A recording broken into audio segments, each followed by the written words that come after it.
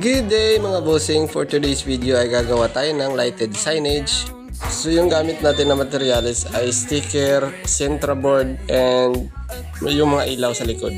So ayan, sa mga magtatanong ano pong ginamit ko dyan, Centraboard lang po yan. 2mm yung kapal ng Centra, and yung sa front is nasa 5mm po.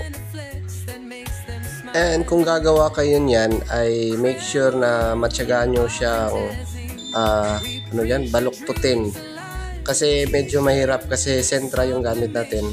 Ginamitan ko po yan ng heat gun para po mabali nyo or ma-curve nyo yung mga dapat i-curve. Ayan, kung makikita nyo sa video, ginagamitan ko siya ng heat gun para lumambot yung Centraboard kasi PVC materials din ito eh.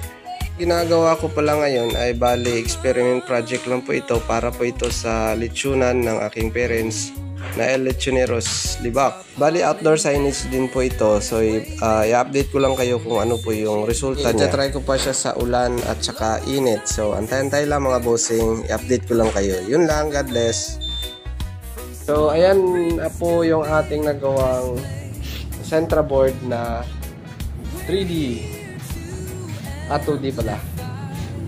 So ayan po yung ating backlighted na ginawa kanina.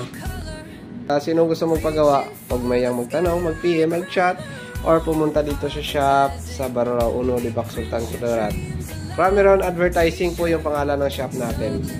So yun lang mga bossing, God bless. Advertising will make your vision true.